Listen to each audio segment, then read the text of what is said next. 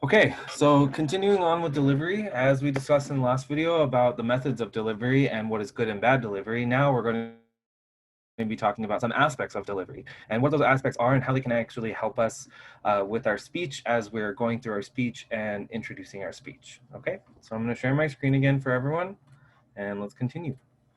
All right, so here we're going to talk about the speaker's tone. Okay, and so this is something that has been brought up in our ethics discussion, right, as to how to be a good ethnical listener. However, we can understand a speaker's tone in many different factors. And what I mean by bringing this back to like the ethical discussion about being an ethical listener is that like when we're listening to someone, we're not judging them based on the way that they speak, remember? So we're actually judging them based on how they're delivering. And this is the aspect of delivery that we're going to be paying attention to that will help us make this full circle with ethical listening and ethical judgments, right? And making that the ethical decision making, okay? And so firstly, we have to understand what the aspects of tones are, or a speaker's tone. And so we're going to get into that, and that's going to be, we're going to be looking at volume, we're going to be looking at pitch, and pitch has its own definition as well, but it also has two kind of subcategories within pitch, and that's inflection and monotones, okay? And then nextly, we're going to look at rate, pauses, pronunciation, articulation, and dialects, okay? And so in each one of these, all of this kind of contributes together when we're actually speaking and delivering our speeches, but they kind of work all in tandem at the same time. And we're going to go over each one of these factors individually, but I just kind of want you guys to be in like the same mindset as what we're going to be talking about as far as like a speaker's tone, is that like all of these different types of aspects with like volume, pitch, rate, pauses, pronunciation, articulation, and dialect, all of that all happen simultaneously as we're giving a speech. So we do this without really even recognizing what we're doing, but they all kind of come together to have like this overall tone of like what and how we're delivering, okay? So keep that in mind as we're going through each one of these. All right, so first we're gonna go over volume.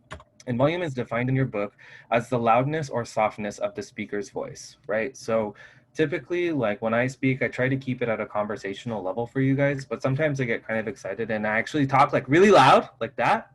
But sometimes I can also talk like extremely soft. So all of this kind of like introduces like a new being of how someone is able to speak, right? And I'm sure like my mic like glitched out when I spoke really loud. I'm sorry.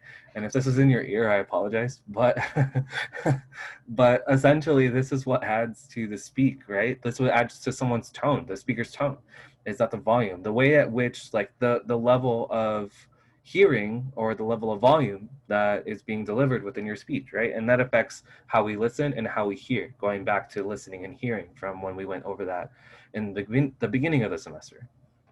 Okay, and so next we're gonna go over pitch. And as I said, with pitch, we do have two of those subsections, but we're just gonna go over the general definition right now. And so it's defined as the highness or lowness of someone's voice. And my voice doesn't go very high because I can't make like those loud screeching noises, but my voice can go extremely low if I want it to go as low as it possibly can. But it's essentially like if you heard like Mickey Mouse talking and then you heard who has like a really low voice. Um,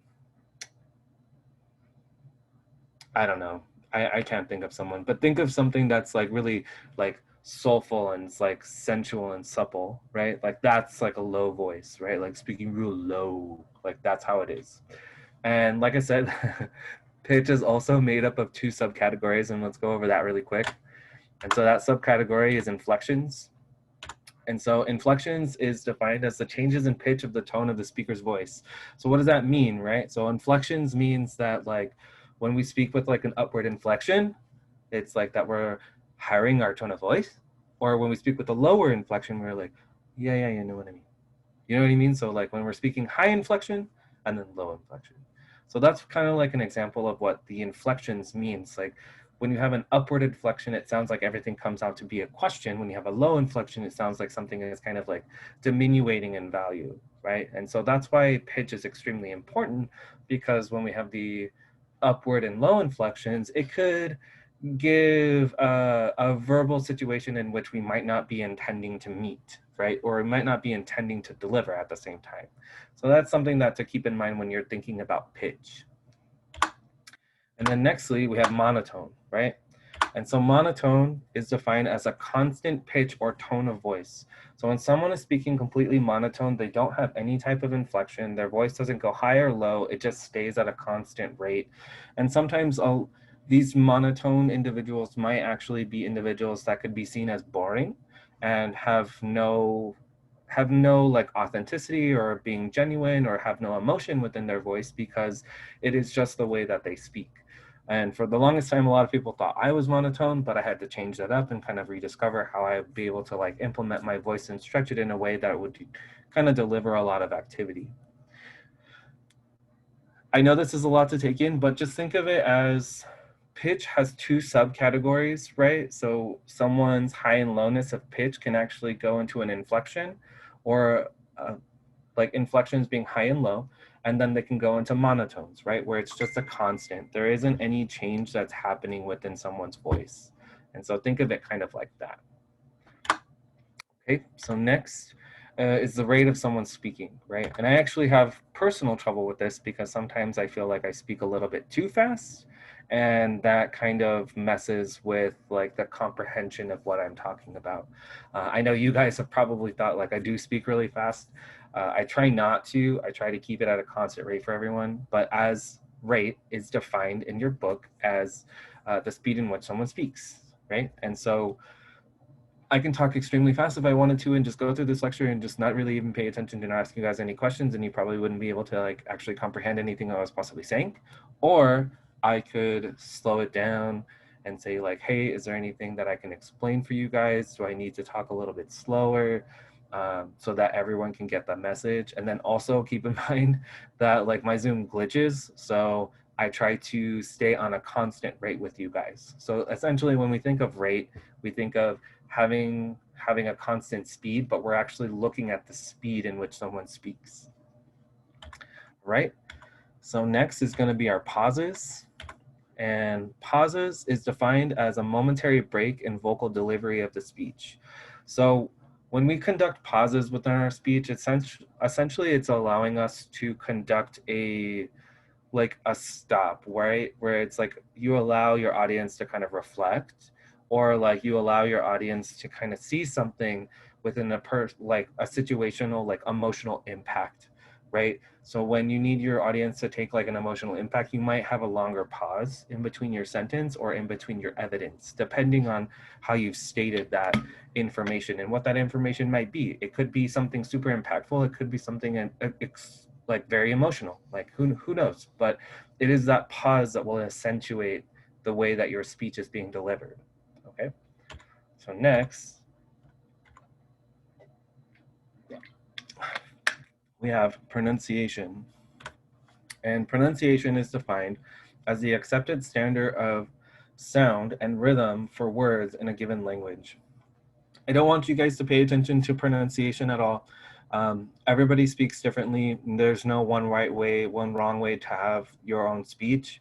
As I said before, I don't necessarily follow the Western ideology of giving a speech because there are many different ways to give a speech, and not one way is always the best way, and not one way is the correct way. So I don't want you to necessarily pay too much attention to pronunciation outside of like, this is the given definition in your book, and that is all.